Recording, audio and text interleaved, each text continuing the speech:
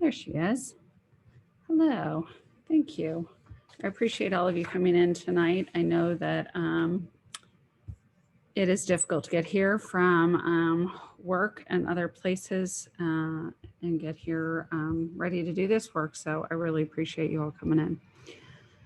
Given that and the fact that it is start time for us, in accordance with Ohio Revised Code 121.22, House Bill 197 and 404, I hereby call to order the Board of Education of the Bexley City School District regular meeting for March 2nd, 2021.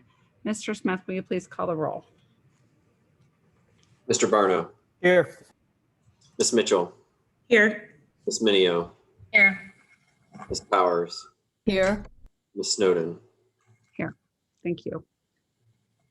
All right, so moving along, can I have a motion to approve our last three minutes from our last three meetings? So that was 2 special meetings and our February regular meeting. So moved. Thank you. Second. Thank you. All in favor, please signify by saying aye. Aye. Aye. Any opposed, same sign.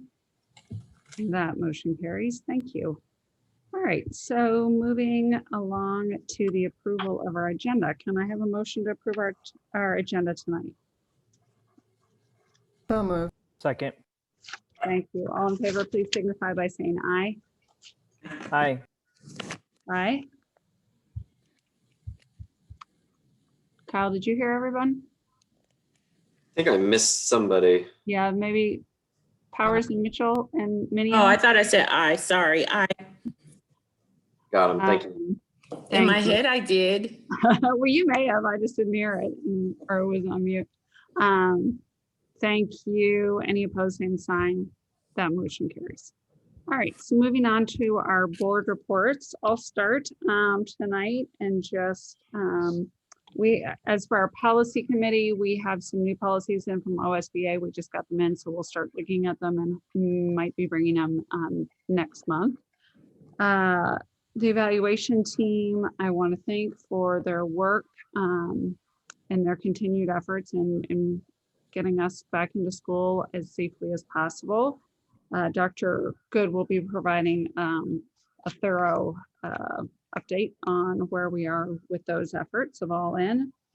I was just going to note that we will be meeting an executive session tonight to discuss our negotiation with our teachers union, the Bexley Education Association. So I look forward to positive work on that. And then I thought, I also wanted to thank Ms. Robbins for being here tonight. And she has made herself and her staff available to us as we approve this handbook tonight from the high school. And as you, I'm sure, have noted, there are a lot of changes in the law about graduation requirements. And so she has worked to incorporate those in, and I really appreciate her answering all of our questions. I know we've all sent her questions about it. And then I just wanted to reassure you that she and I had an opportunity to talk again today and have calendared a report in August, so that as we come back into the new school year, when these graduation requirements are going to start to take hold, that she can give us an update on, how it's going and what they're doing to make sure we've got everything put together, which they're already planning. So I'm looking forward to hearing that, but I just wanted you to know that'll come in August. And then finally, I thought I would give, I think you know that I sit on the senior parent celebration committee, something like that. And I just wanted to let our public know that there is a lot of work right now going on behind the scenes, trying to give our senior classes positive and normal and exciting and fun graduation as possible. There are plans in the work for figuring out how to do a safe prom. And to that end, on the graduation front, board members, we are hoping to do a spaced out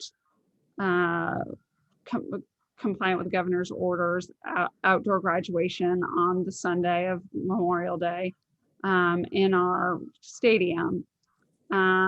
And of course, one of the key elements in that is how many people will be there. We would like all of our board members to be there.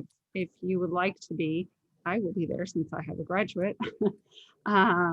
But if you could give me an idea over the next couple, weeks, doesn't have to be the night, of course, whether you plan on attending graduation, I'd appreciate it, because we're working on how we, and we're also working on a good live streaming program so that there will be a limited amount of tickets. We don't know how many right now, but it won't be as we've done in the past where you just open the gates and everybody can come in, which is unfortunate, but it's certainly better to have limited tickets than to have no graduation.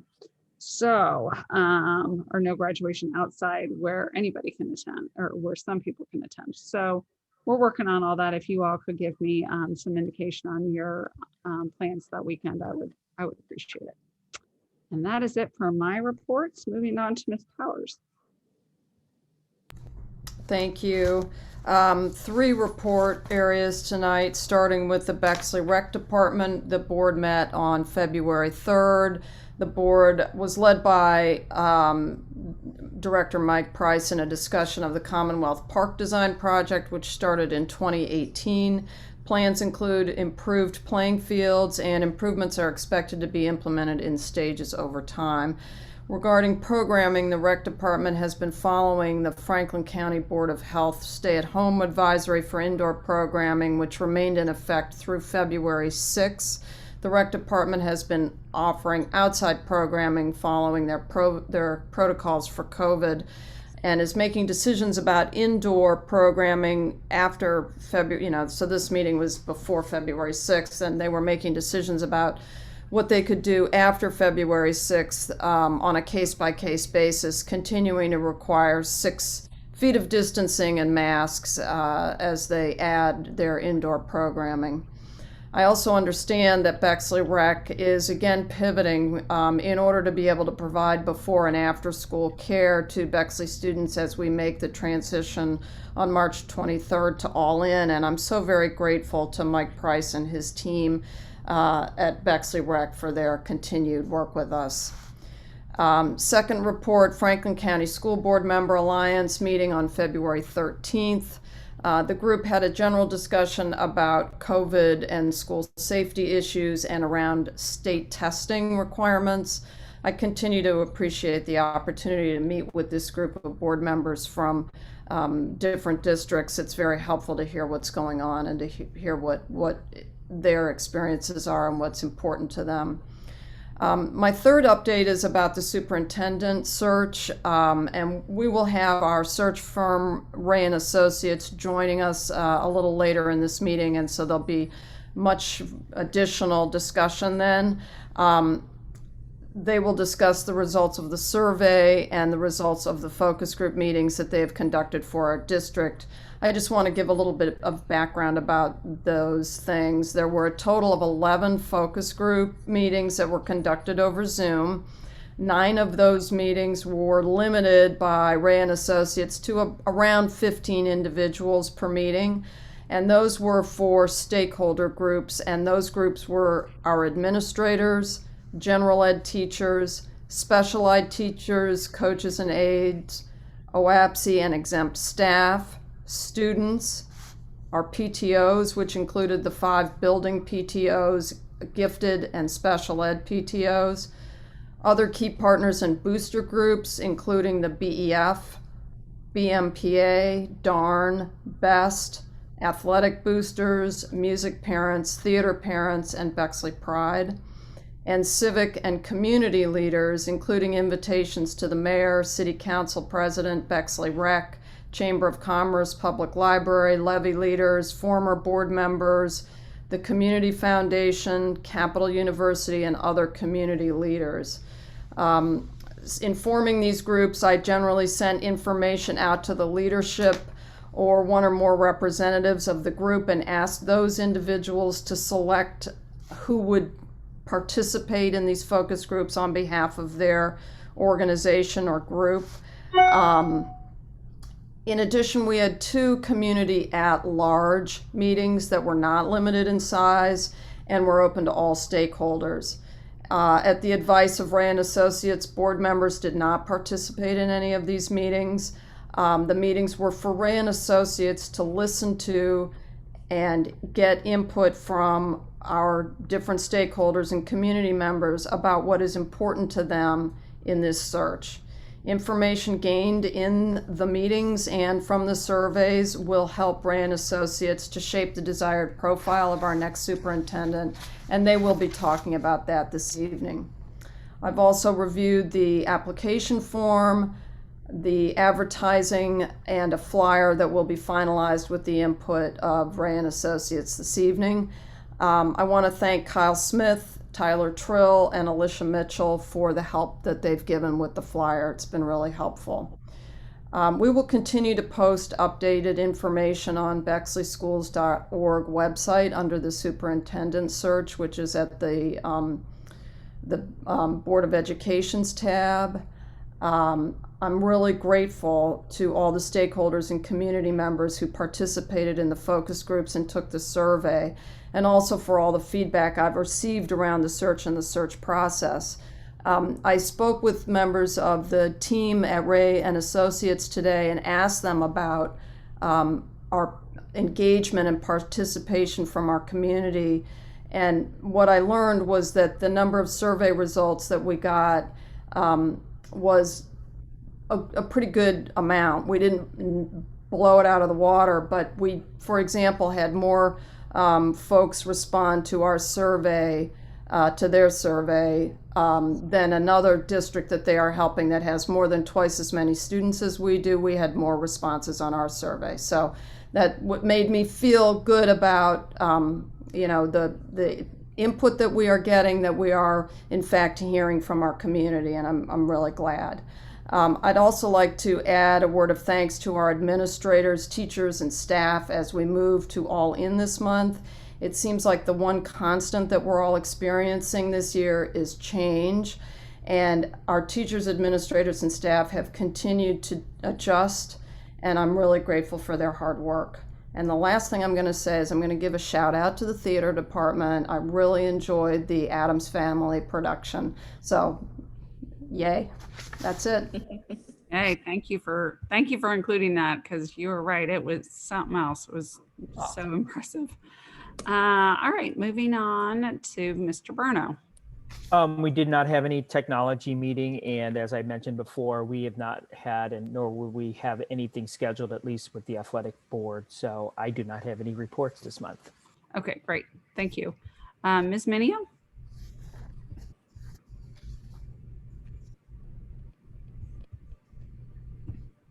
Okay, sorry, there's always that unmute pause. All right, so regarding the legislative information, just an FYI, there's a webinar coming up on 3/5 that's going to talk about House Bill 110 and the 2-year budget. I feel like there is information coming out from the governor. You know, he released a lot of information about expectations following the vaccines, and there's going to be discussion, I think, about districts and learning mitigation plans. House Bill 305 is back on the radar, known as is now House Bill 1, and they're taking testimony. They were taking testimony last week and this week regarding that. And those are the legislative highlights. Again, the little email that I get every month that tells us what's going on usually doesn't come for a couple more days. So I will send you an update on that.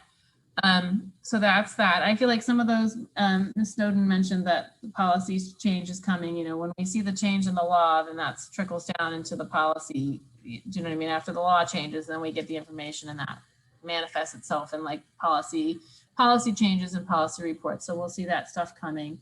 On a personal note, I will say, first of all, thank you to all the staff and administrators that have been working so hard to kind of get everything geared up again as we're ready to shift again. I do have a really positive report. I'd like to give a shout out both to the, as much as I love the elementary schools, I can't have feedback there since I don't have an elementary student anymore. But we had a little bit of a COVID scare at my house where we were absent for a day. We're not sure what was going on.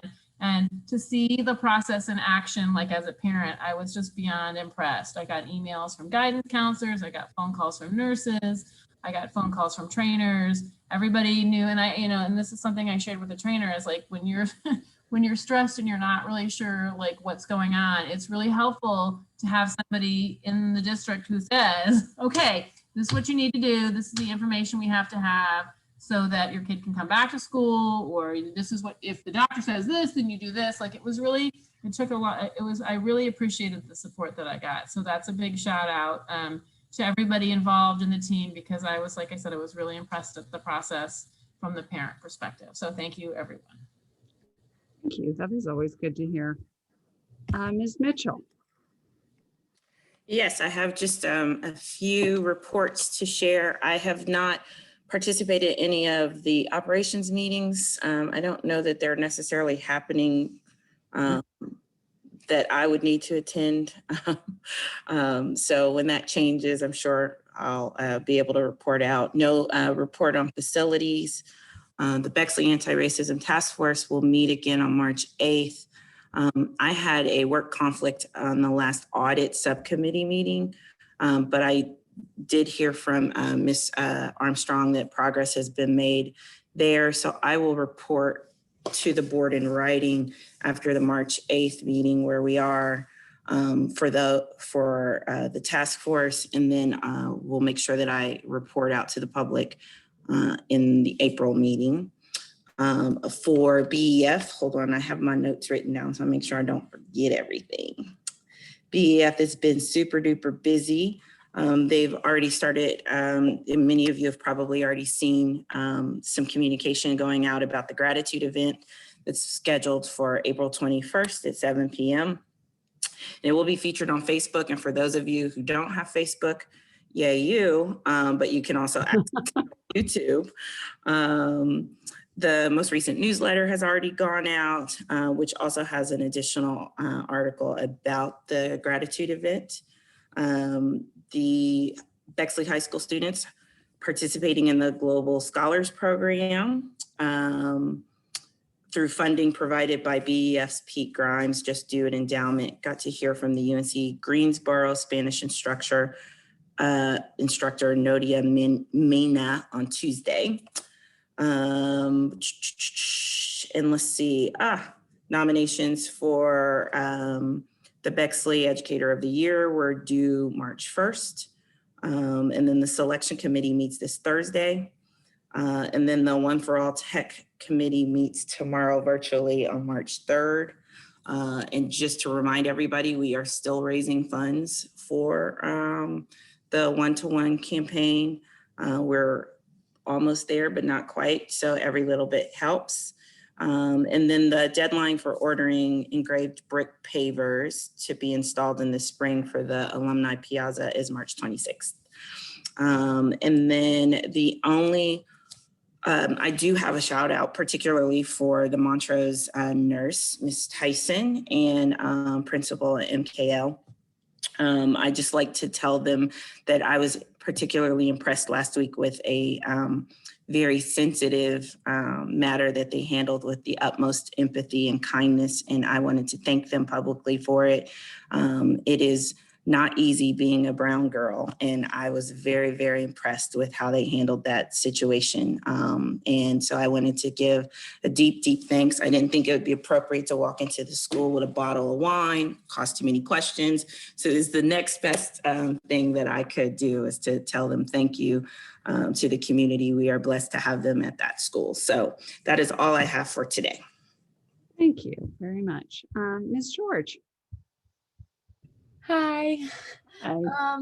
So pretty much we are in the middle of our charity month right now. So that should be ending at the end of next week. We've kind of had to switch it from being like a certain month to 4 weeks.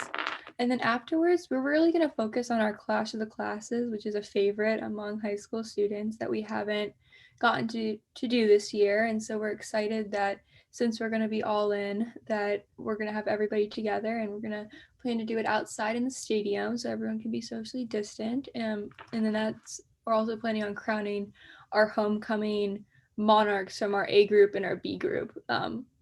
like we planned before. So that's when we plan on doing that. And I know it's been a long time waiting with the whole Monarch situation, but we just wanted to make sure that it was done right because these people deserve it. So that's all I have.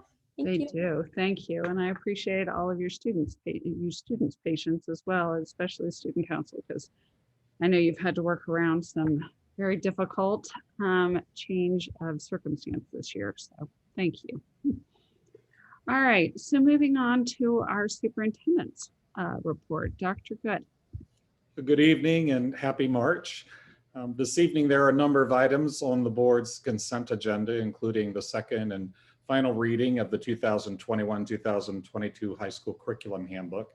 It does reflect the new graduation requirements for the class of 2023, and that includes SEALs, 2 of 12, which must be earned for a diploma. It also has some specific name changes of courses that will align with our advanced placement opportunities and other less substantive updates. And as you indicated, as President Snowden indicated, Principal Kristen Robbins is with us this evening to answer any questions the board may have. Additionally, we are bringing to the board a request to post temporary non-instructional aid positions to assist with lunch support, so setup and tear down, and with student monitoring for distancing and good hygiene practices like hand washing, in order that we can maintain 6 feet between our noontime diners when they have their masks down to eat. As Dr. Williams will show in just a minute, Bexley City Schools enjoys open lunches, meaning students can go home, but the intent forms that were returned this past week indicated that at the Cassingham complex, 66% of the students will be eating here. At Maryland, 81%, and at Montrose, 86% of the students. So Dr. Williams will talk a bit about how we're planning to keep our children safe while they're dining.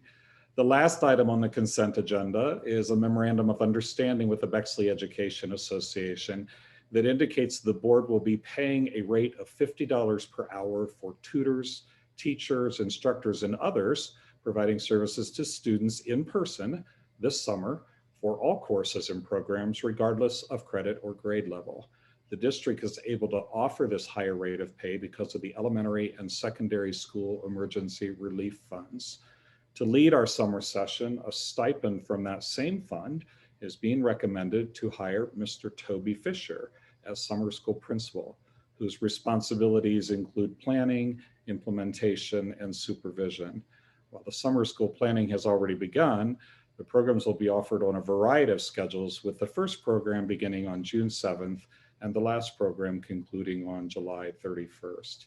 Toby was previously a principal in both Reynoldsburg and Southwestern City Schools, and most recently, he led a STEM school, science, technology, engineering, and math school, that focused on individualizing instruction. Teachers at that STEM school designed enrichment sessions to engage in passion projects, which is similarly aligned to our hopes for our summer programming. I've known of Toby's work in both of his former districts and now, of course, in Bexley as our technology integration coach. I want to spend just a few minutes now reviewing Bexley City Schools' health and safety strategies. It seems a good use of our time based upon correspondence. As you know, staff immunization is our most recent layer of mitigation against the spread of COVID-19. Masking, social distancing, barrier installations, sanitation, ventilation are some others. These efforts are often referred to as the Swiss cheese approach, each strategy potentially closing gaps in the efficiency of another strategy. Seemingly the most discussed strategy in the board's resolution language, that all in shall be defined for the purposes of the resolution as compulsory double masking, or the CDC equivalent thereof. While the CDC doesn't appear to offer an endorsement of anything else as strictly equivalent, a mask or a mask combination, which provides a zone of 85 to 90% protection, is the same zone that double masking provides, a cloth mask with a disposable mask. So in recent communication, we shared some examples of alternatives to the double masking. And we quickly learned that while parents are very appreciative of these options, many prefer that the district go ahead and identify an acceptable 3-ply mask made from non-woven high-efficiency filter material. And we did that. We identified just such a mask from a local vendor in Westerville called National Faceware. And we agreed to use the same elementary and secondary school relief funds to purchase 2 masks for every student and every staff member. The masks that we selected were tested for filtration, for breathability, for flammability, all of which exceeded the World Health Organization's and the CDC standards. The particle filtration efficiency, or PFE, is 90%. And this is a function of a 100% knitted polyester outer layer, the upcycled cotton layer that lies next to the skin, and that in-between layer that is made of non-woven, melt-blown, high-efficiency filter. The mask is washable, and it maintains 89% filtration even after 60 washes. We were pleased to learn that the mask was independently tested by Nelson Labs to the ASTM F2100 standards, and it achieved a 90% filtration at 3 microns for the scientists that are listening when tested to Centex Bell standards. Aside from these essential filtration standards, we also wanted masks that would adapt for size and comfort, which these do, and masks that perform without voice deterioration, another feature of the National Faceware product. Now, we cannot possibly evaluate every alternative mask that families purchase, but we are able to provide to our families the specifications we used. Please know that you don't need to, though, because we're making our masks available just as soon as they are delivered and free of charge. And if they aren't here by Tuesday, March 23rd, we'll gladly provide a paper and a cloth mask for double masking, something I've noted that students are already beginning to do. Now, here's what makes Bexley really special. Parents on our coffee and conversation calls took things into their own hands when they learned this, and they mobilized others and contacted National Faceware in order to piggyback on the district's mask order so that families could purchase more masks if they wanted. I understand from just 10 minutes ago that our PTOs have organized a bulk order that when received, they'll offer to our parents. More on that from PTOs in future newsletters, I suspect. One more thing, and one of the board members and I had a great conversation about this today. Families may have already purchased or made masks which may or may not meet the specifications we've outlined. The district has very limited resources to evaluate every alternative mask against the specifications, as there are literally hundreds of options out there. Certainly, you should use those specifications we'll provide to determine if yours are appropriate. But also know this. One way that we can demonstrate that we are no longer 2 cohorts of students in Bexley City Schools, but we are one Bexley City Schools learning community is for everyone to wear the district issued mask. It is produced in Bexley blue with a big old B on it. I had to say no to the lion because we also have cubs, mallards, and moose. So in the spirit of unity, you might consider having your child wear at school the district issued mask. And like that Swiss cheese approach to mitigation of health risks, celebrating our likeness with identical masks might just be another mitigation slice, like the Bexley Education Foundation purchased Chromebooks, that will help us begin to close those equity gaps. The final part of my report tonight is going to be given by Harley Williams, mostly because I feel it's important we give credit where credit is due, and the opportunity for those leading the work to present the work. Dr. Williams' operations team has been preparing for Tuesday, March 23rd, change in learning mode to all in-person learning. As anticipated and appreciated, our community has offered both cautions and suggestions that have helped us address facility health and safety considerations. I offer one comment before turning this over to Harley. There is not a single staff member that hasn't thought about how they can help ensure a successful reopening. While we'll hear shortly about all of the buildings and grounds accommodations, an incredible amount of planning has also taken place on the academic side of the house under Ms. Jill Abraham and her team's leadership. We appreciate each and every contribution of our faculty and staff and of this amazing engaged Bexley community. Hartley? Thank you, Dr. Good. And I'd like to thank you also for the kind words and thank Dr. Good and the board for, I think, providing us the right direction, setting the expectation. And Dr. Good certainly provided the right motivation and provided us all the support we need to pull off this somewhat major task in a fairly short order. And going along with what I heard earlier today from a lot of you, I think I'd be remiss if I didn't recognize a few people as well. In the last 10 days or so, we've accomplished a lot, and I'll share our plan with you in a few slides. Promise not to take too much time, but like I said, I'd be remiss if I didn't recognize people like I mentioned Dr. Good. Our executive leadership team has been together a lot in the last couple of weeks, bouncing ideas off one another, seeing what sticks, what doesn't stick. And I like to recognize a watch team. I continue to call and ask them ideas and bounce ideas off of them and listen to their feedback as well. The building principals and our leadership team, on Thursday, we spent 2 hours going specifically lockers, hallways, lunch, recess. What are we going to do? And how does this work? And it's fun to be a part of those types of things as a group and watching the collective wisdom create what I consider a very good plan. And as Dr. Good mentioned earlier too, the staff has been on this from the start. I've gone through 5 buildings in the last 3 days, talked to teachers, talked to principals, the planning that's already taken place.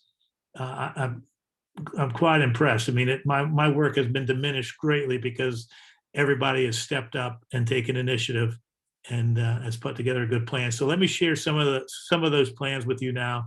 And like I say, I appreciate the opportunity and time you're giving me to do that. So if we would, here's a slide by the numbers. Brad Pettit, our technology coordinator, director, he put together and summarized that very succinctly. You can see that we've got 96% of our people are going to come back compared to 4% that's going to stay in at PLP. So I guess I'll start off by saying the good news about All In for us is that we typically have smaller class sizes just by our culture and the nature of our district. We live in a 3-foot distance primarily, even when we're all in every year. We've measured classrooms in the last week. We went to the smallest classrooms. We looked at class size in every classroom. And in a typical high school classroom in the interior part of the building that's small, we were fine. We found that we push our desks forward about 3 inches from where they are from one another. That meets a 3-foot distancing, and then the gap between the aisles are about 40 to 44 inches normally.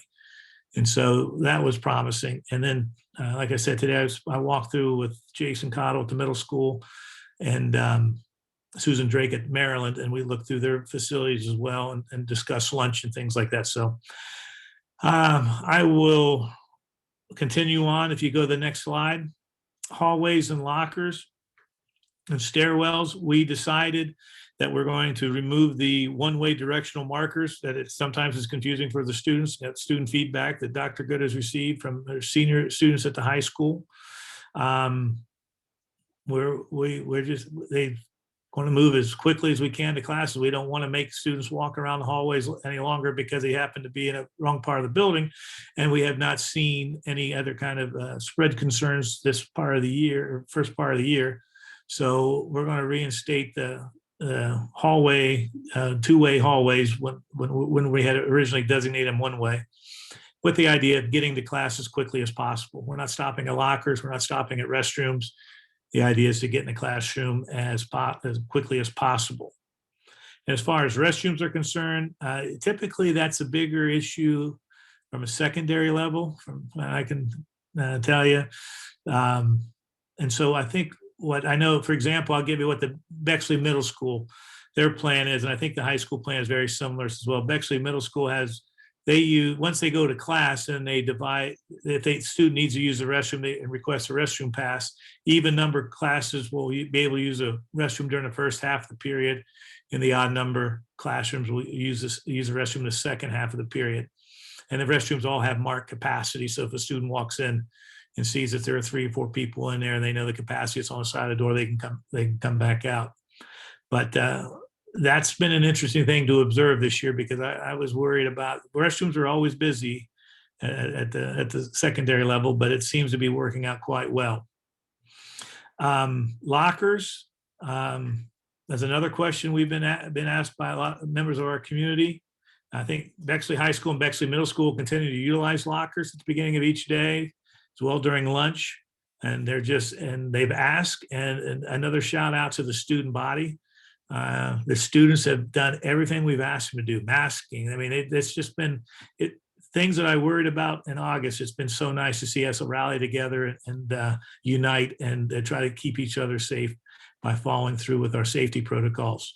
But as far as the lockers, they ask them not to loiter and to visit them less frequently, maybe once or twice a day, and that seems to be happening.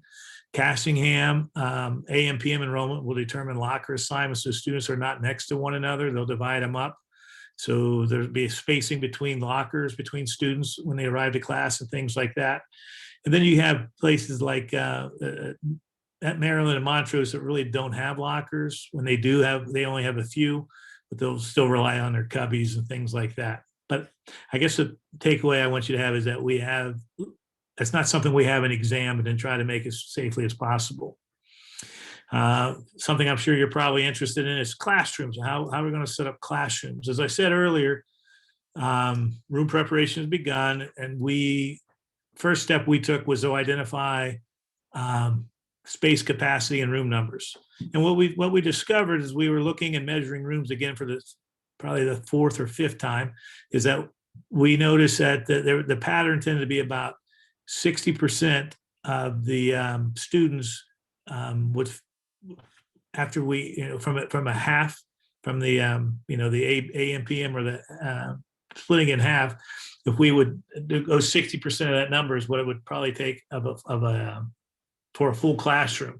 And so we began measuring, and I said Dr. Good was fantastic, because one of the first things we thought about is that we will need to backfill areas, and we don't have a lot of desks. We have tables, we have kidney-shaped tables, we have 4-foot tables, we have a lot of different furnitures for the different grade levels, and by ordering enough desks, that allows us to backfill classrooms to make sure that we have enough seats for everyone and that they're adequately spaced apart. And like I say, when the classrooms that have windows, we encourage them to leave them open, and the spring weather might help with that. We continue to say take classes outside for instruction as often as possible in the springtime. We have some windows that we have box fans, and again, we face that box fan so that it exhausts outside the air, just takes the air from inside and takes it outside. So things like that we looked at, and I don't see that as being a concern at all. Matter of fact, that another team member I'll shout out today is Ed Pinner and our maintenance team. We were walking through the middle school today with Mr. Cottle, and we had a problem about, we could put more people at this table. We need a barrier. We got 2 6-foot tables. How can we divide them up?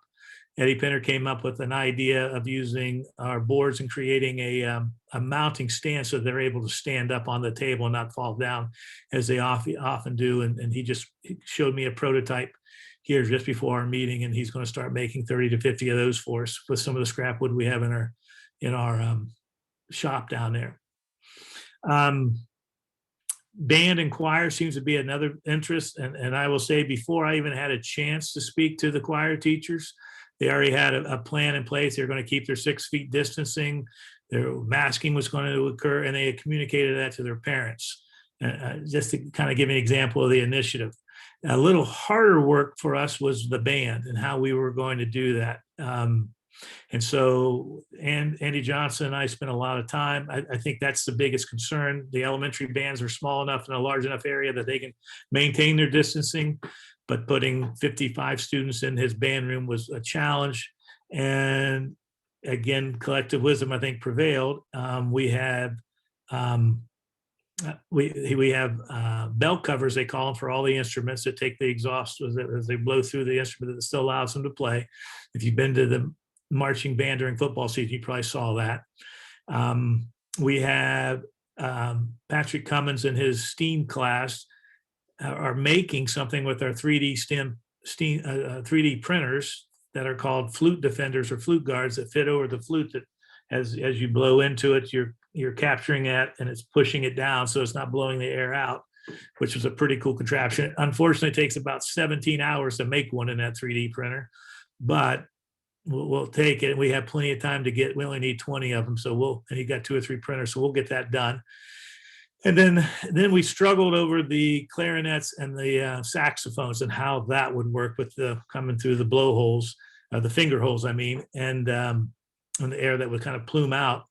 And then Andy had the idea about, wait a second, if I can keep everybody at 3 feet, I can probably keep, if just my flute players, my saxophone and clarinet players, I can keep them 6 feet apart.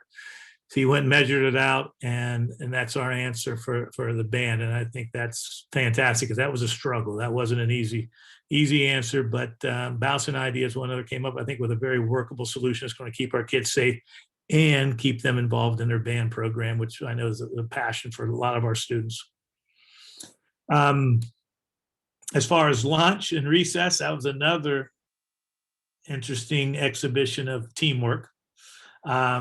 I think the things that you probably need to know is that we're encouraging to eat outside, weather permitting. Our goal, it's not a goal, our standard will be a 6-foot minimum distance between students eating without their mask and with a barrier separating them when they're eating indoors unmasked. The district breakfast program is still going to continue. Families will sign up for the breakfast pack pickup using a survey on the food services website. The plan right now is that the middle school and high school will pick up in the cafeteria at the end of the day on Fridays, take their breakfasts home. Cassingham, Montrose, and Maryland will have their breakfasts delivered by the food service staff to the classroom Friday afternoon times, and the building principal. And that food service staff, I tell you, is another phenomenal team that Julia's put together. I mean, if they're mission essential, everybody's mission essential, but if they go down with COVID, that would put us in a real tough spot. And they've stayed healthy and they've kept their distancing, and they've just continued to produce for our students and our community. And I can't thank Julie and her leadership in that team enough. As far as the lunch plan, what the plan is, basically, I'm going to try to summarize this as quickly as possible. What we're going to do at the Cassingham complex is that we are taking the high school gym, and we're going to use the wrestling room. As soon as wrestling season is over, we'll lift the mats up, the top layer mats off, probably remove them, roll up the bottom floor mats, and then we'll take cafeteria tables that we have extra at Montrose and other places and put them in that room. And then in the gymnasium, we'll put up I think we said 120 tables each day.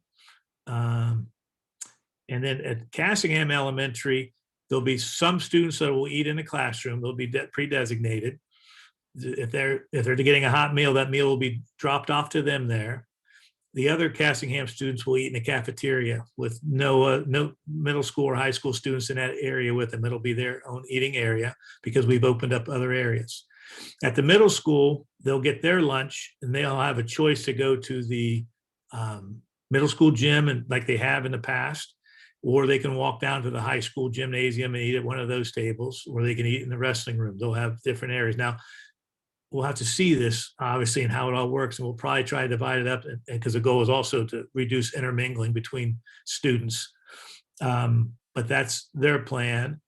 And then as far as the high school, that's the same plan for them. They will not eat in the cafeteria because the elementary will have that area.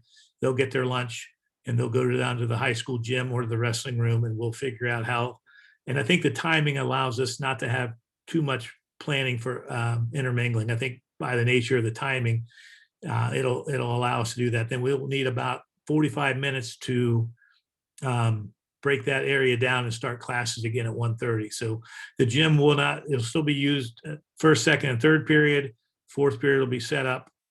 It'll be that way until I think 1:30, and we'll tear it down so that, or 1:20, so the last two classes at the high school can use it.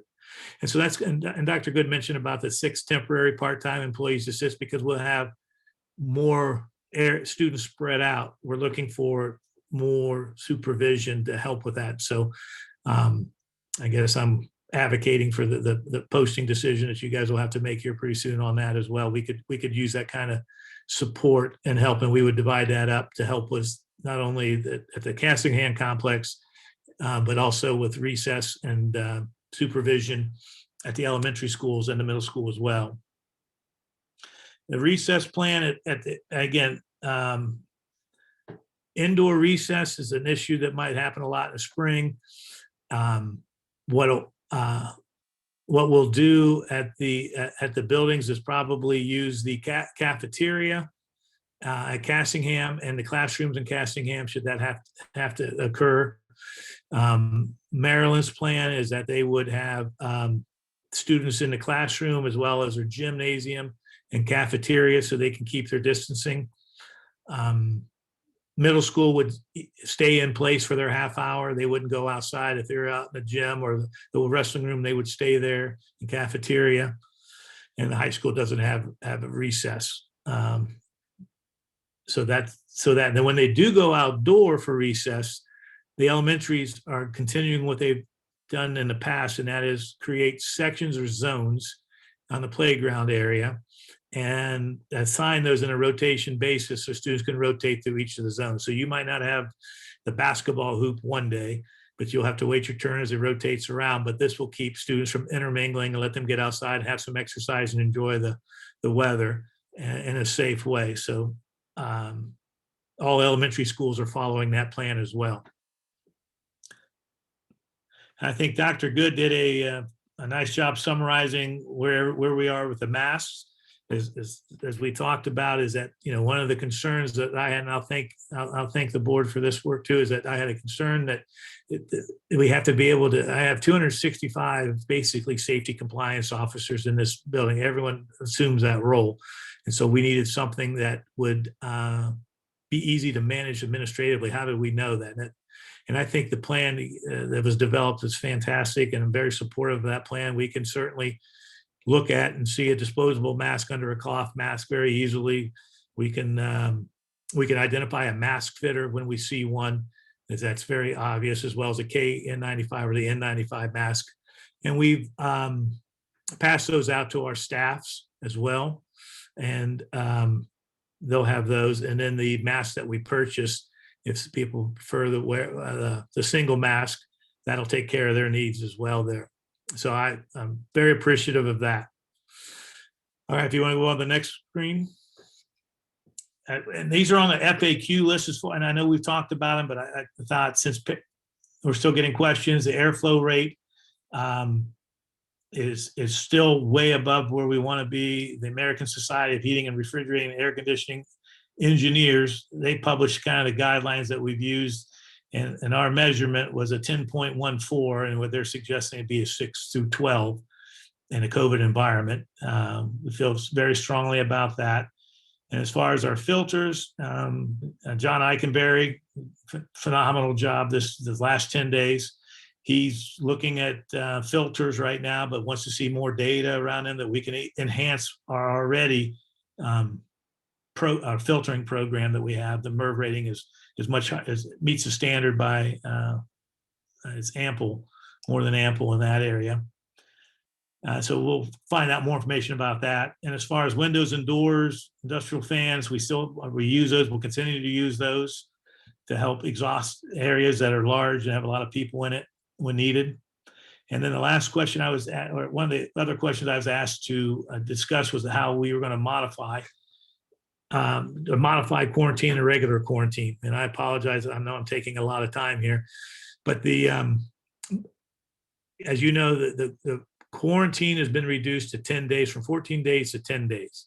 Franklin County Public Health has also added another layer stating that if a student is within 6 feet of another student for a cumulative 15 minutes, if that exposure happened at school when we have other safety mitigation occurring, that student can still come to school, but that student then has to quarantine outside of school. That means from extracurriculars and from home activities. But as you know, we're going to be within 3 feet. And so one of the things that we're planning for is there could be a lot of, it could be an increase in our capacity to contact trace. It's been quite exhausting for our contact tracers this year. And I'll shout out all of our nurses, Joanne Spain, Cindy Tyson, Amy Poling, and Terry Grace for doing such a remarkable job with that this year. But we're anticipating that to be increasing should we start seeing more spikes in cases again in the spring as they're predicting, or hopefully that's not the case. Some of the predictions have been wrong, and we're hoping they're wrong on this one as well. But anyone in the school and so another method that we're taking right now to help with that contact tracing is that we've created in Google Documents folders for seating charts on our soon-to-be buses in every classroom. And so it never happens during, I wouldn't say it never happens. Sometimes it happens during the school day. Most often it happens in the evening and on the weekends. And we don't know, it's hard to get hold of people on the weekend to find out who was sitting by whom. So we created a Google folders where we'll ask all of our teachers to make seating charts or publish seating charts from their Power School account and put that in that folder so that our nurses or myself, anybody needs a contact trace, can find out who is sitting around that student each of their classes and help us identify potential close contacts that we would have to notify. And last, and we do encourage parents to continue, and we're only as good at contact tracing as the information that we have. And so we continue to encourage people to use that COVID reporting for it. Thank you, Tyler. To continue to report and keep us informed. And because of that, I think we've been able to manage this a lot better than we could have. I know we're managing a lot better than if we weren't getting that information from families. So a shout out to us for the community as well for keeping us informed. And then Bexley Rec, as you know, is hosting an preschool and after school program again in our school district to help our community out. Montrose Elementary School will be the site. We spoke, Jill Abraham has set up a weekly meeting with Mike Price, Katie Sarvis, and myself, just to touch base to make sure things are going well. They'll be working out of Montrose. And my understanding is that Bexley Rec will be sending information out to the community later this week. I think Friday, they said. But if anybody listening has questions about daycare, please contact Bexley Rec and they'll be happy to assist you. And then last but not least, a lot of the things I talked about couldn't be found on our frequently asked questions site, and encourage you to check that out frequently. And that's how we communicate with our community, because we find if we get people to look at we've got people with a lot of the same questions, and we try to put the questions on there so that everyone gets informed. So again, thanks for your patience and thanks for the time to let me share. But I feel very good about where we are right now as far as operating school when we get back from spring break. Thank you. Dr. Williams, I really appreciate you taking the time to go through that with us. It really does go to show how much work has been done.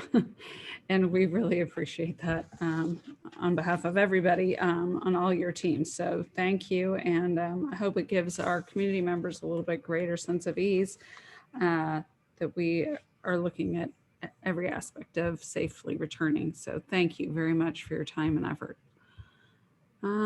Dr. Good, do you have anything else for your superintendent's comments? That's the end of my report. And I apologize for the lengthiness of it, but I know. No, it's a lot to be done. It's all good. Thank you. All right, so then we are going to move on. Ms. Snowden, Yeah. can I ask a couple of questions about the PowerPoint before we move on? Is that okay? Yep, go right ahead. And this is for Dr. Good and Dr. Williams. I was looking at, we had the meeting a week ago Friday, and I was looking at some of the guidelines that were put out by the Ohio Department of Health. I believe it was on January 29th. How much are we using those guidelines in setting up all the measures that Dr. Williams talked about and what's in the PowerPoint, and how not only with the setups and like the band room issues and different things, but also with the masking. How much are we using those guidelines that were put out by the governor's office? Mr. Bruno, it might be helpful if you have those documents. I just know in my review of things that there's so like cross references and different dates and different terms. So maybe if you had, maybe you've had an opportunity to talk to Dr. Good or Dr. Williams about this in advance and show them what you're talking about. I'm not sure. Sorry, you're muted. One more time. No, I guess what I was trying to figure out, I mean, I know that we've talked about this a lot. I just wondered, because it sounds like there's a lot of work being done in here. It was the evaluation. I think it was the OSCE evaluation that was done. What's the OSCE? Sorry. Ohio, I'm assuming.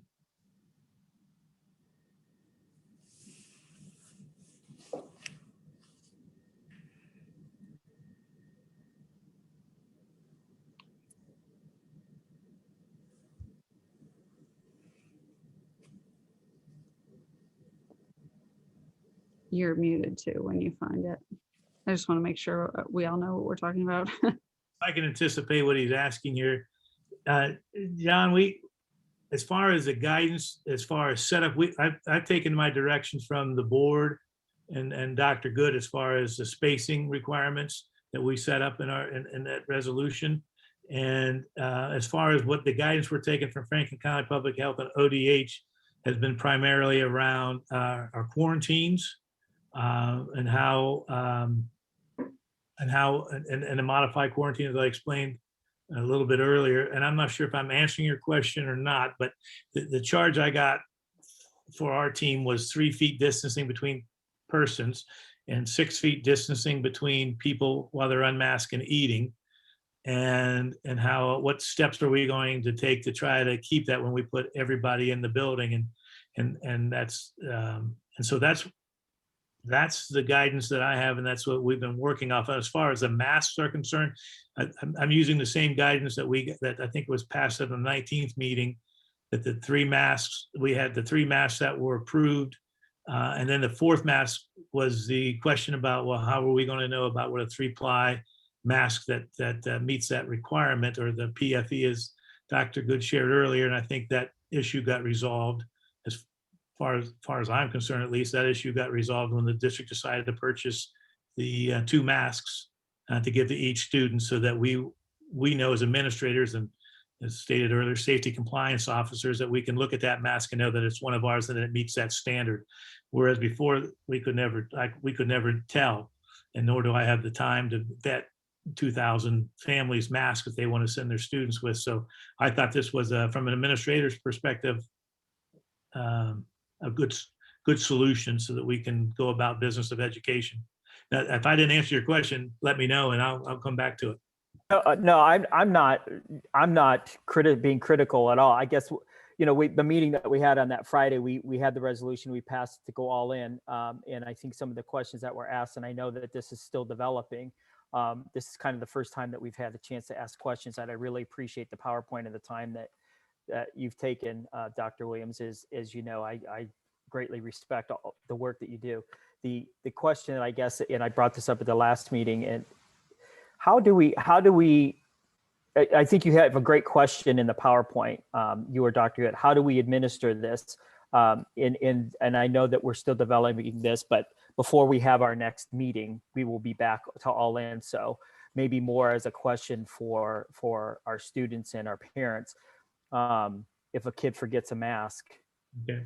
and we've got little kids, 2 masks. I've got a high schooler that 2 masks is, if she has 2 masks that she's had even 2 weeks ago, I'd be surprised. So how are those things going to be administered? It's not my job to do that. I don't want to get too much into the weeds, but I think it's good guidance for our students and our parents to know Great question. what kind of masks. I mean, are we going to be taking off, looking, inspecting those, I don't know. I mean, the only reason I'm asking these things is because it's a practical standpoint. I hate, as you point out, to have, or maybe Dr. Good pointed out, 251 compliance officers. And I think that those are the questions that I've been getting from the community about how these masks and the masking and the checking of the mask and whether or not their quality masks are going to work. Yeah. And I'm not trying to put anybody on the spot. I'm just trying to ask questions that I think are important. I missed that on the PowerPoint. That was something I didn't want to mention. So thanks for bringing me back to that. How we're going to manage that is we have a lot of cloth masks that the state has given us. We have ample supply of those, thousands, and we have thousands of child size and regular size triple ply masks. And so if a student comes to school without a mask, then just like we currently right now, I had to sit in the box yesterday, I think, and students came in, 4 or 5 students came in. I go, oh, here's your mask, and I think they all have that habit now. And so, no, I think the only difference will be is that now they'll be getting 2 masks based on it. They'll get a paper mask and they'll get a cloth mask. Teachers will have some in their room, so we don't want students to have to run down the nurse. So today we had some people in the central office, secretarial staff, help us organize boxes right now, start counting them out and shipping them to the elementary schools and to the other schools buildings so that they would have those masks there. So teacher, like you said, could, hey, but most often they never get to a teacher, at least at the secondary level. They'll stop at the main entrance of the Cassingham complex. They'll go right to the office at the elementary schools as well. But they get their mask before they get in their classroom. But we still know that masks will rip, they'll tear. So we got them. So they're sitting in inventory. Get them out of inventory, put them out in the classrooms. We can collect them back, the ones that aren't being used. But that's how we're going to administer the mask. So if someone comes to school without wearing a mask that we don't recognize or don't have the time to vet to check the specifications that were set forth in the resolution, that child will be asked politely and quietly and to put on a paper mask and a cloth mask, and we'll provide that to the student. Hey, Dr. Williams, Mr. Berner, I'm sorry to cut you off, but you're fine.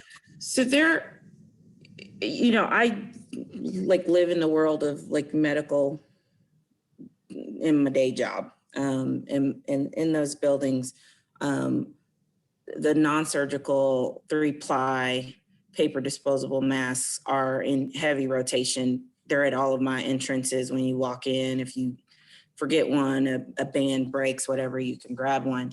But those particular masks have a PFE rating of anywhere between 90 to 98% filtration because they are, they're in 3 levels, a 1, 2, or 3 level.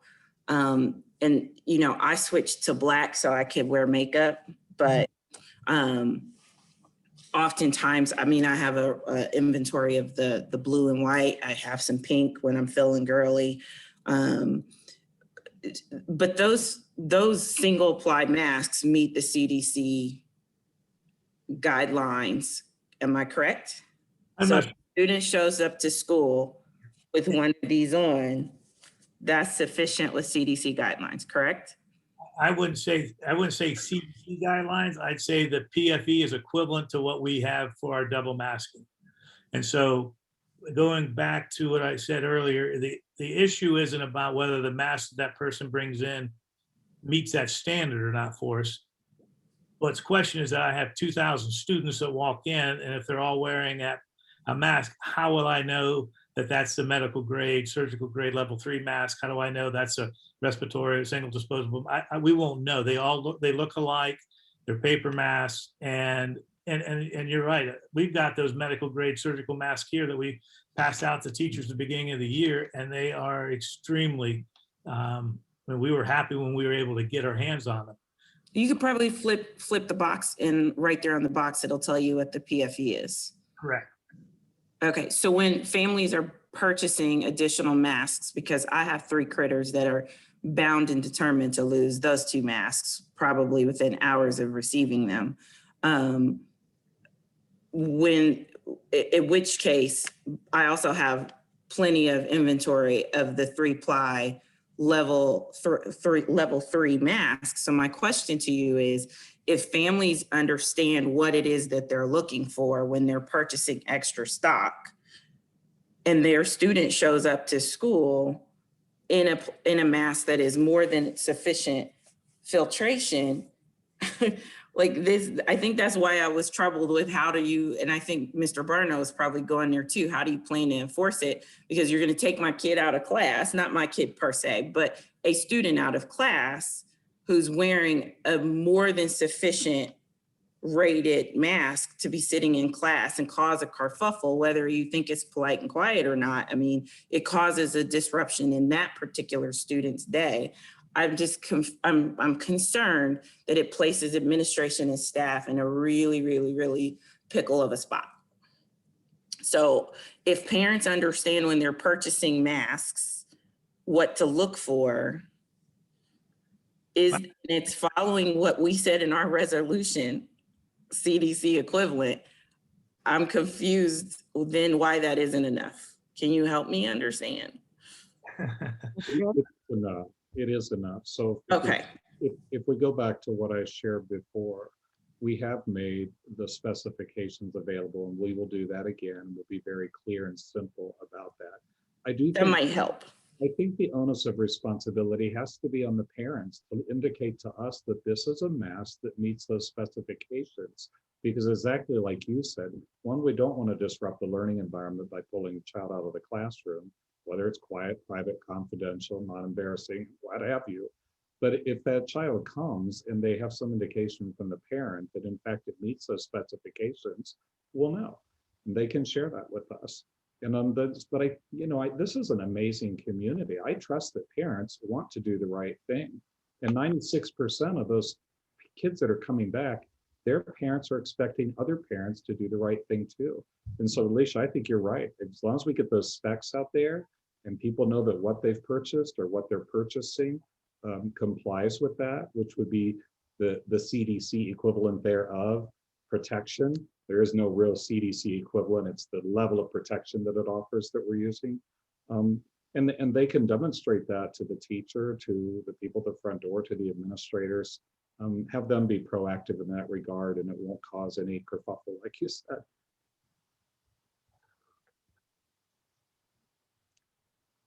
And if need be, I'm happy to be the masked person, the masked singer. I don't know. So. Well, I appreciate that answers, and I know these are difficult questions, but these are questions that we get a lot of, especially when we're trying to navigate through this together. This is no reflection on the work and the effort that's being done. It's just a lot of concern and question that is going on about how these masks are, this not only from a parent and student aspect, but as Ms. Mitchell pointed out, from the administration and from our teachers, of how this is going to potentially could be disruptive in classroom and a learning environment. So I appreciate the answers. And again, I appreciate a lot of the work. And my questions are no way in reflection of what the appreciation of how much time and effort that you all put into this. So thank you. Thank you. Any other questions for Dr. Good or Dr. Williams on this topic, or any others of the superintendent's comments? All right, thank you. Then we will move on this evening with a motion to approve items 5B through J. Can I have that motion, please? So moved. Thank you. Thank you. So this has to do with personnel items. So we need a roll call vote, please.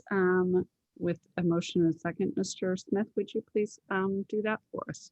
Mr. Barno, Yes. Ms. Mitchell, Yes. Ms. Minio, Yes. Ms. Powers, Yes. Ms. Snowden. Yes.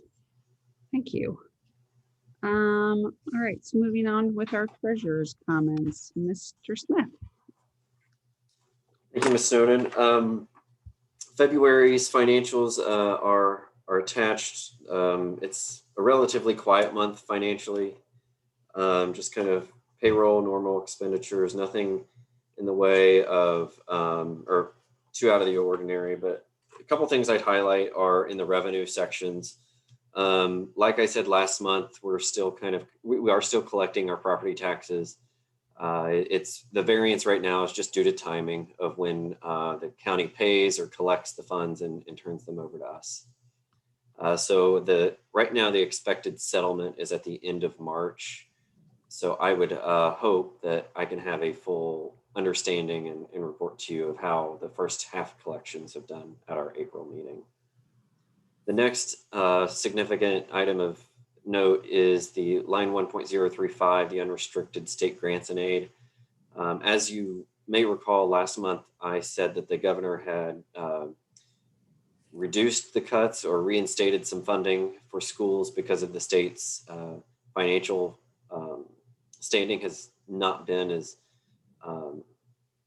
hurt because of COVID.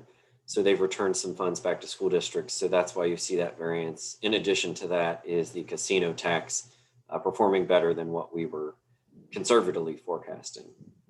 The other items in the expenditures, what we're seeing, those variances are pretty much what we're seeing in trend. So that is a good thing. There's a few expenditures in the purchase services that I believe are being delayed or just timing, but so that the good in purchase services could also be a reflection of the negative or the red numbers beneath it.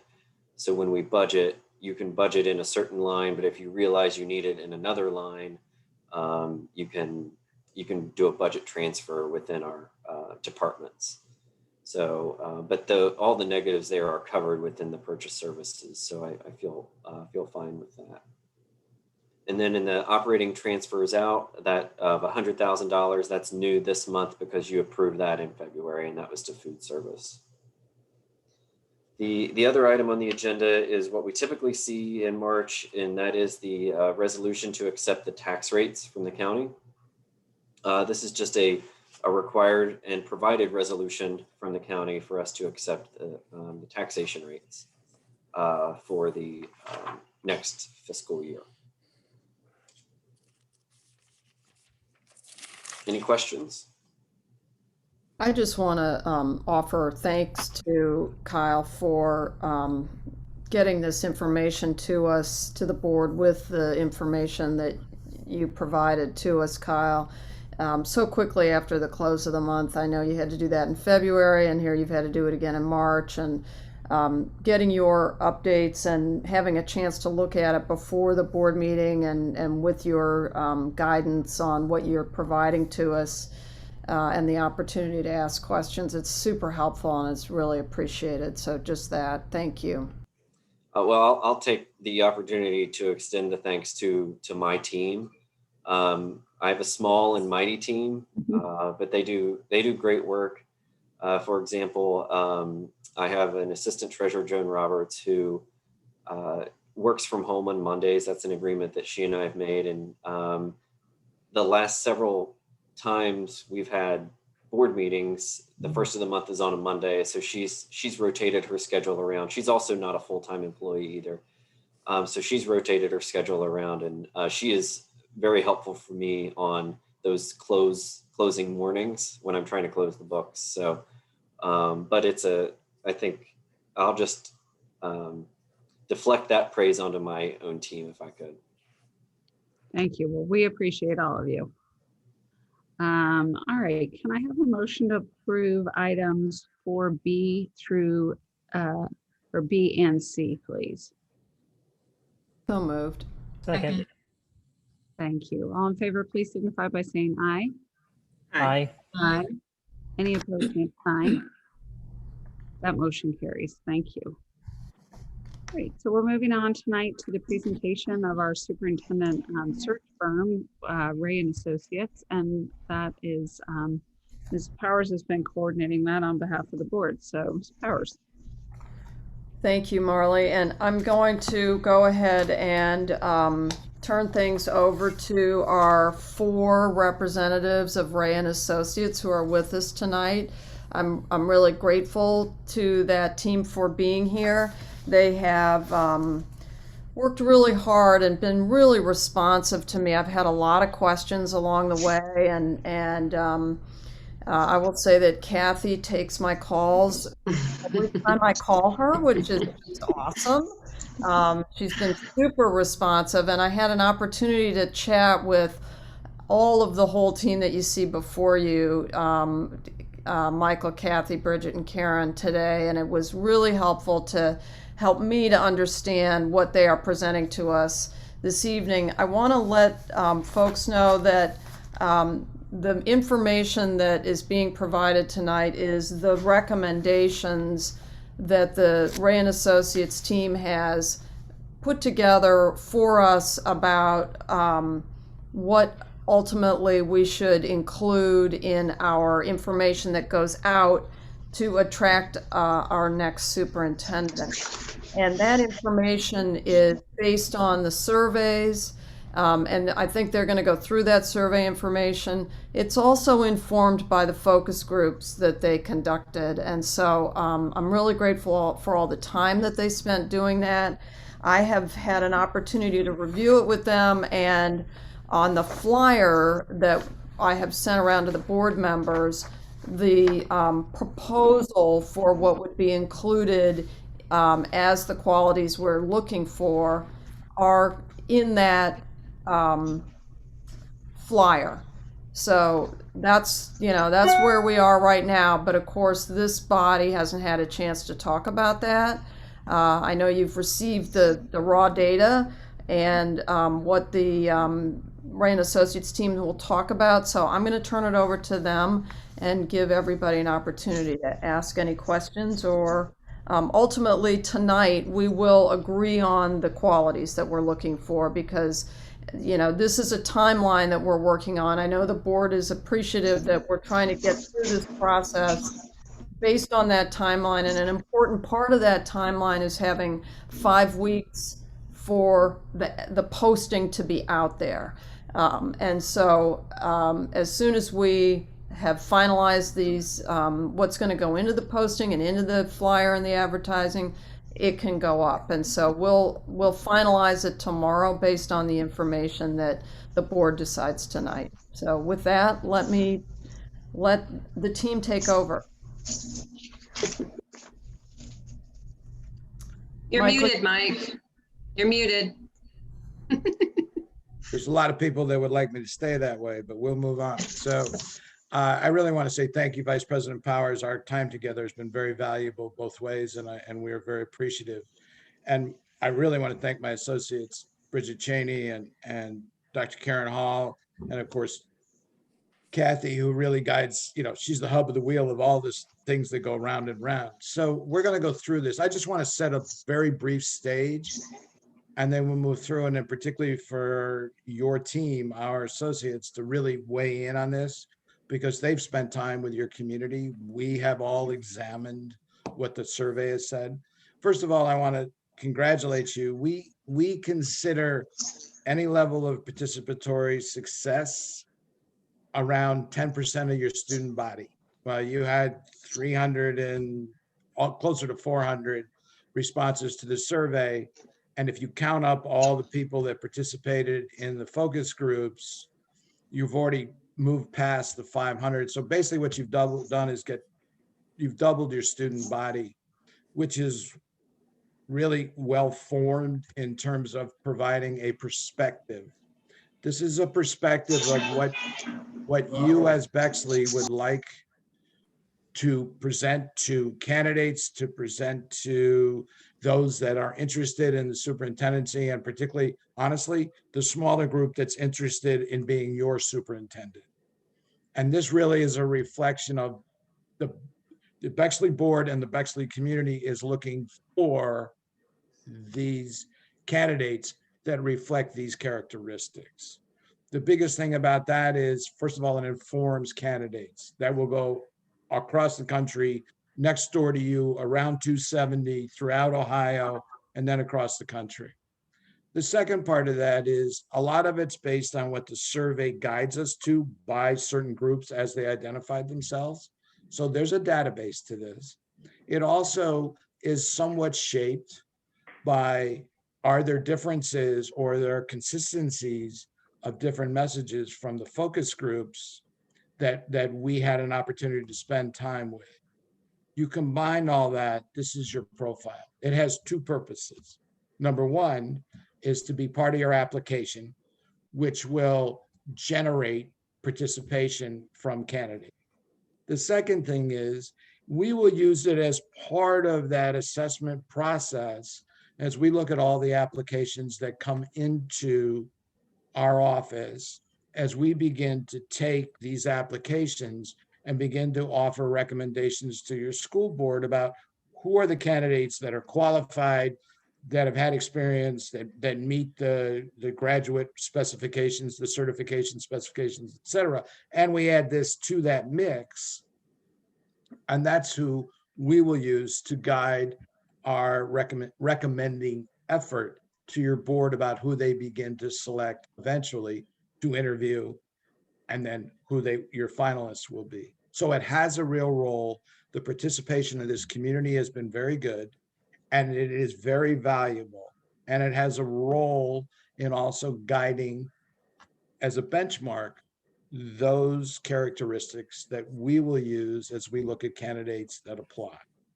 It is not the end all and be all, but it definitely has a reflection of what Bexley is looking for. So is there any question about the purpose of this work from the board? Okay. And not to cut anybody short.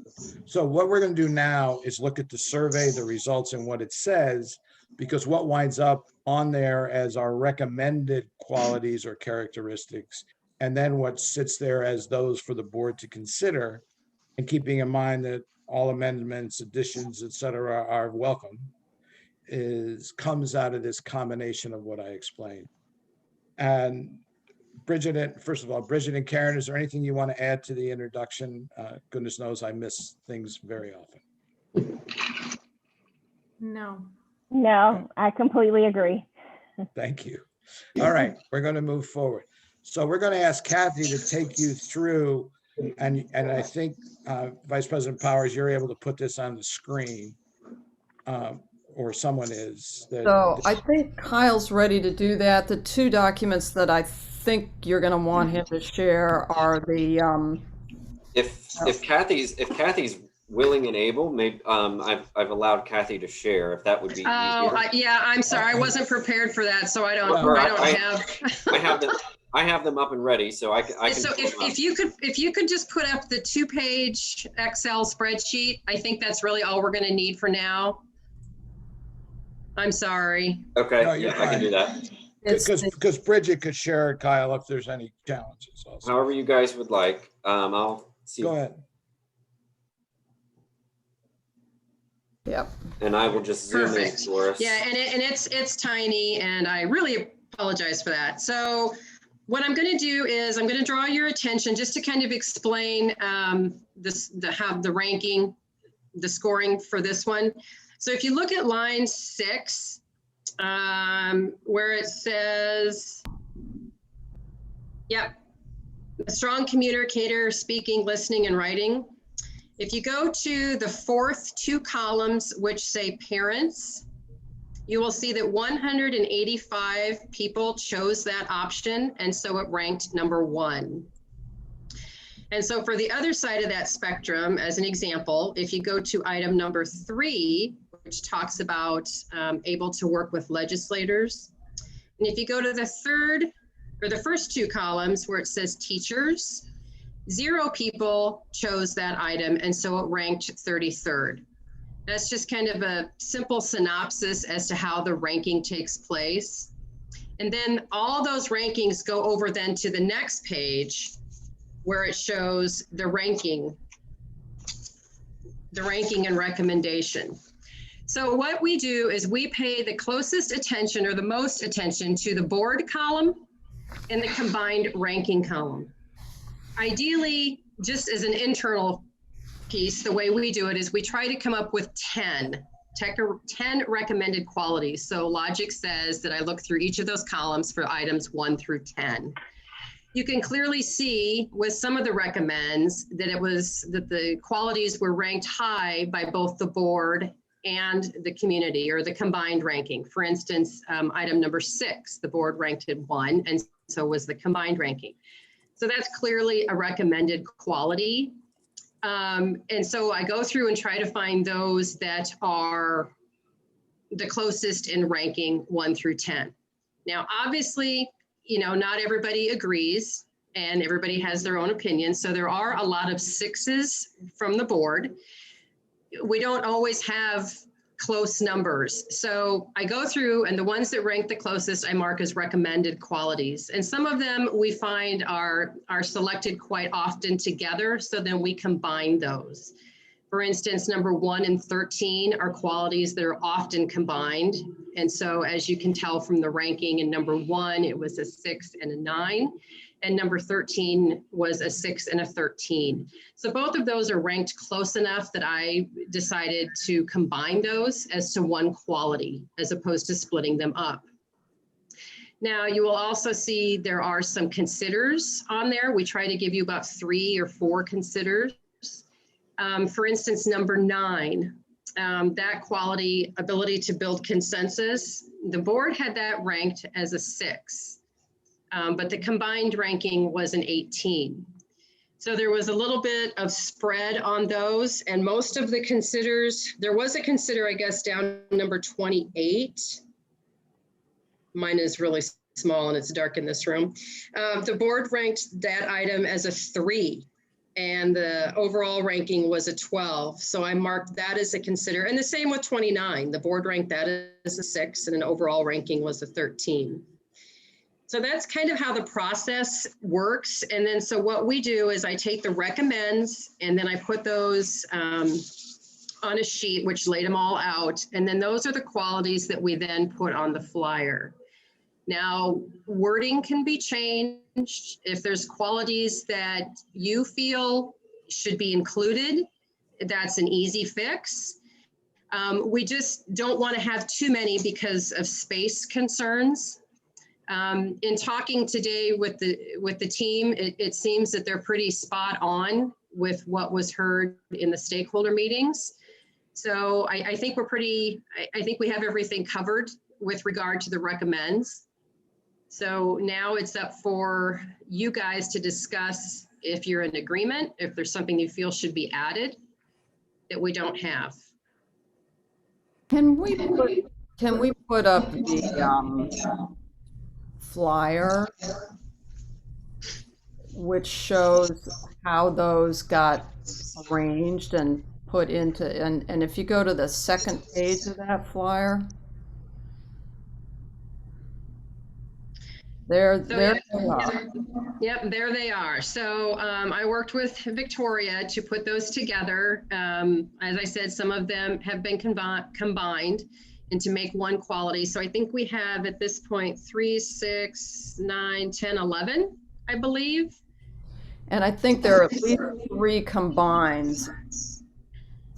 Yes, we had number 1 and 13 combined, and then we had, I guess, 17 and 5 on the recommendation sheet, but then there were 2 other ones that we ended up combining after the fact. Right, so that we add as many as we thought were appropriate and combine some that got to the similar issues and combine them into one.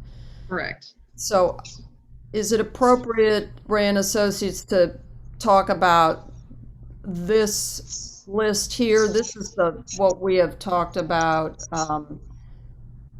the Ray and Associates team and me, and I've had some help with putting this language together. So this is what we are proposing as the list of qualities that are based on those qualities that Ray and Associates gathered for us, ranked for us. And again, I think as folks have said, this input is based on the data from the surveys, but also informed by the information that was heard in the focus groups.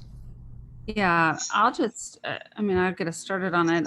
I just think you guys did a great job of combining and putting together the things. And I think that this really reflects what we as a board want and what our community thought was important. It seems like a very good balance of the kind of individual that we're looking for, and I appreciate the work. I wouldn't change a thing. I think it looks great, but that's my opinion. Yeah, after reading the survey, looking at the results, and then now being able to see the ranking system, how they shake out, I think we capture, if you have to choose, we capture a good swath of the feedback that we received from the focus groups and then the survey responses. So, like Ms. Snowden, I'm pretty happy with where these all end, and now being able to see it, because I'd seen this language just reviewing it for language purpose, but now seeing it with the ranking, it's a great reinforcement. So thank you. And I should also note that I do appreciate that you added the data-driven part, since it was so important to board members. As people who have the greatest insight because of the nature of our position into what we're trying to get to move our district forward, that's a really important piece for us. And so I appreciate you making sure that it was included.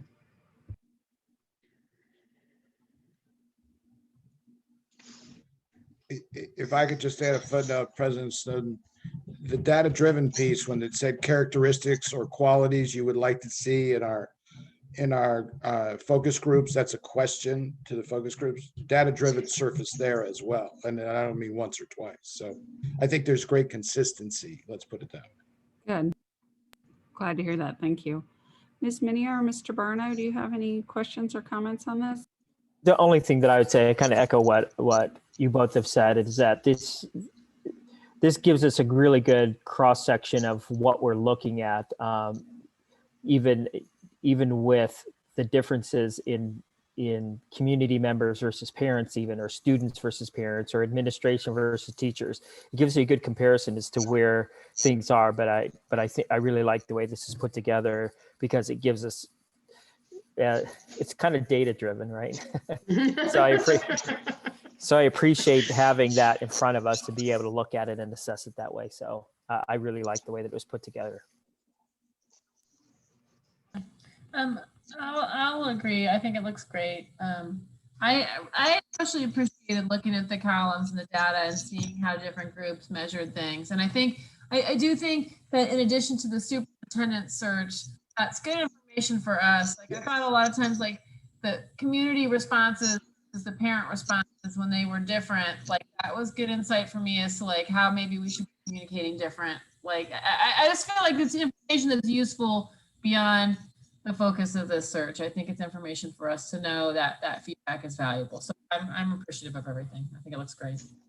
Yeah, and Ms. Snowden, I actually have suggested it to Victoria and didn't have a time to do it today, but I think it would be helpful for us to do sort of a trend analysis from the last leadership profile that we had to now, to just see, there were probably some common themes that are always going to exist, but I think it would help inform us, what are we getting right? And then where do we need to build and get better, not just as a district, but also as a board, and then also, what areas are our community needing some further clarification, leadership, what have you. I think just looking back and seeing the change, because one of the things that I did know, we talked about equity 4 years ago, and then it jumped off the page 4 years later. And I think that's a condition of what's happening in the world today, but it also will give us a good lens into the work that we're doing on the anti-racism task force as well. So it'd be nice to do some sort of trend analysis.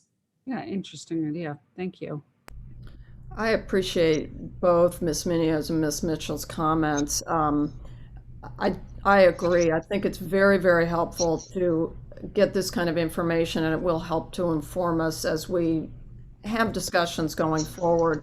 And I love the idea that I'm so bad at being formal. I love the idea that Alicia brought to me about doing that trend analysis. I told her I couldn't get it done by today, but it's not because I didn't want to. I just couldn't. But I think it's a really helpful idea for us to look at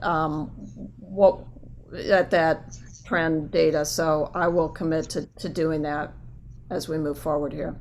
And I'd be happy to help you with that too, Victoria. Thank you. Yeah, that will be interesting. Thank you. Yeah. And I will say, when I read through the actual individual comments that you all provided to us, we actually got to see all of the comments that came back. And you could just, there were several students that wrote in as well. You could, most of them self-identify. That's how I know that they were students. And I was really encouraged to see that as well. So just thought it was a great representation of our community. All right, so go ahead, Victoria. We should have a motion to approve the flyer as drafted so that we can use that tomorrow unless anybody has any changes, but it doesn't sound like they do. And I'm grateful for all of the help with that. Great, thank you. Can I have a motion to approve the flyer as presented this evening? So moved. Thank you. Any other discussion? Great. Then all in favor, please signify by saying aye.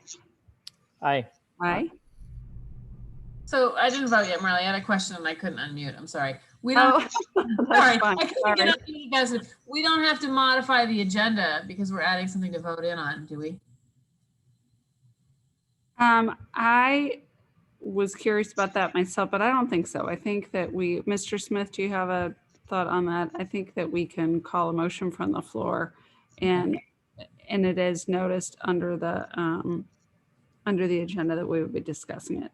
I actually didn't realize that we needed to have a motion to approve it. So, Kyle, do you have a thought on that?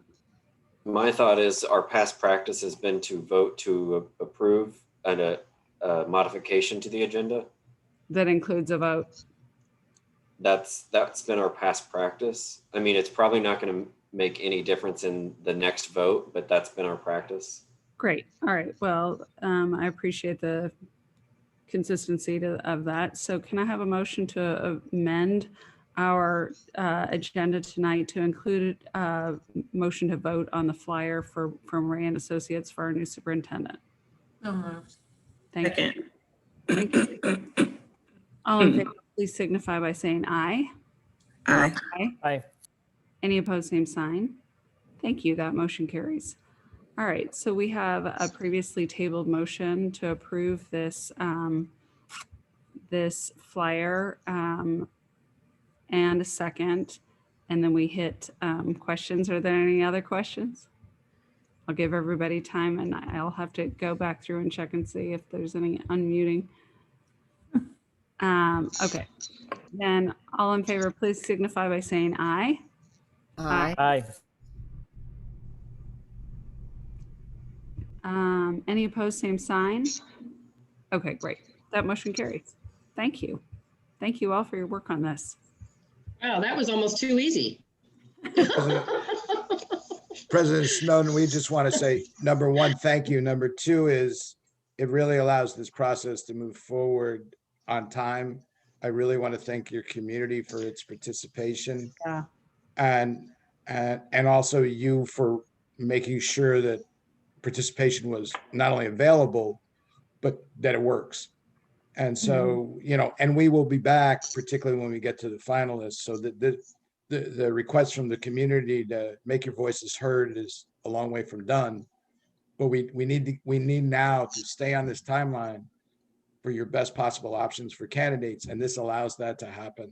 So thank you so much. And I really want to thank Ms. Minio and Ms. Mitchell, because your comments took away my entire conclusion of what I was going to say at the end. So you don't have to listen to me, and they articulated it much better. So thanks to all my associates and colleagues, and we're delighted to move forward and look forward to seeing you again shortly. Great. Thank Really. you. We appreciate all your help. Thanks, everybody. Thank you. Okay, so that leads us to move on in our agenda tonight to public participation. Mr. Smith or Mr. Trill, have there been any notifications for anybody who would like to participate from our public tonight? There has not been. Okay. Then I have just one other matter that should properly come before the board, that it was my failure to report because I couldn't read my very bad chicken scratch on my previous report. I just wanted to let the board know that I have now participated in 2, and I think we've had 3 or maybe 4 coffee and conversations with Dr. Good and myself and Ms. Powers in different groups. They've been very positive, very pleasant exchanges. I've come away from each of them very really invigorated, I think, by our community, because people are so very thoughtful when they're on, and even on Zoom, you know, it's not just, you still feel like you're person to person. And they've been very engaging and interesting, and we've had opportunities to discuss things that we wouldn't normally. I will also just note that the tone of all of them was markedly different from the tone that I get on emails often. And so it was encouraging to me, because I felt like when you really sit down human to human, you get a lot more done. And that's encouraging. So I will encourage us all to continue on these. I'd asked Dr. Good if he could continue to help have his office set these up. And if board members could send times, I know we've done these right now during the day, but it would be great to get some out there in after work hours. So I think that probably appeals to some more of our board members. So I'll send out an email and we'll start working on timing and such. I just wanted to report back that I thought they've been very successful. And yeah, and Dr. Good, do you want to add anything to the coffee and conversation topic? Sorry, I was doing a Michelle Minio. I couldn't find my unmute button. No, I really enjoyed them. I've always enjoyed coffee and conversations. The only downside is we're not actually in the same room together. But you know, Zoom is the next best thing. And no, I'm always appreciative for opportunities to engage with the community. And you know, our ground rules have always been you can bring issues, but you need to bring solutions too. And we don't talk about personnel, of course, but it only makes us stronger and forward thinking. So thank you. Thank you very much. All right, so that is all I have for that section. Does anybody else have any other matters that should properly come before the board? All right, then, as I mentioned before, we need to go into executive session tonight. So can I have a motion to, under Ohio Revised Code 121.22, to enter into executive session for reason of preparing for conducting or reviewing negotiations or bargaining sessions with public employees concerning their compensation or other terms and conditions of their employment. So moved. Second. Thank you. All in favor, please signify by saying aye. Aye. Aye. Aye. Aye. Any Aye. opposed, same sign. Thank you. All right, then we will move into executive session. I do not anticipate a vote on any matters when we come out, but we will come back into our regular meeting in order to have a motion to adjourn. So for now, we'll be closing out of this meeting and we'll be back as soon as we're done with executive session. Thank you all.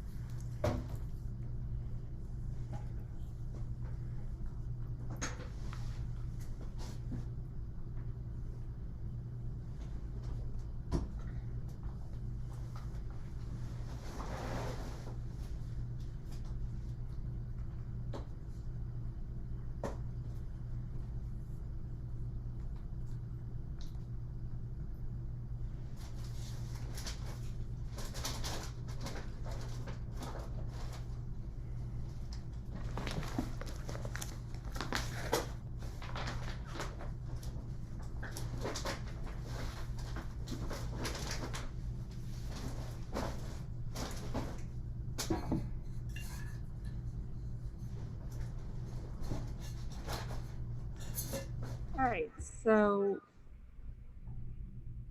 one second. There we go. We are back after executive session, and I now need a motion to adjourn. So moved. Thank you. I'll second. Thank you. All in favor, please signify by saying aye. Aye. Aye. Aye. Any opposed, same sign. Thank you. That motion carries. Good night, all. Good night.